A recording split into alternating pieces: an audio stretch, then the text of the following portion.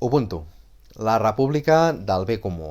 Aquest és l'assaig que el Raül Romeva ha escrit i que va guanyar el premi de la Fundació Josep Irla fa uns mesos i que ara edita Angle Editorial amb un pròleg d'Oriol Junqueras i que us recomano molt i que de fet trobareu ja a les vostres llibreries de confiança. Torna a ser, la del Raül, una contribució molt interessant, molt singular al debat de les idees.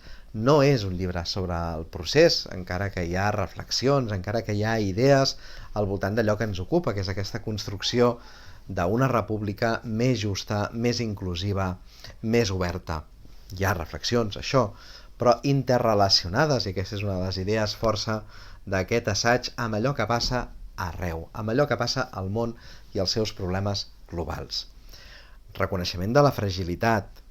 Interessant que això estigui ja en les primeres pàgines d'aquest llibre, de la complexitat, una complexitat que no es blasma, que no es defuig, sinó que es posa com a circumstància.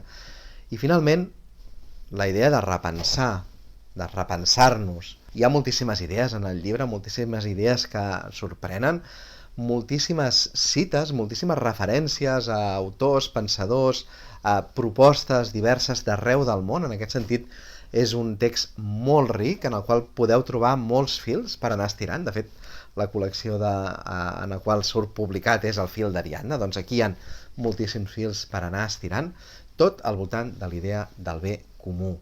En aquesta idea, una idea profundament republicana, el Raül Romeva troba una manera de lligar el projecte local, la lluita a peu pla, en el terreny, en el paisatge que coneixem del lloc on som, amb aquest compromís amb els problemes globals.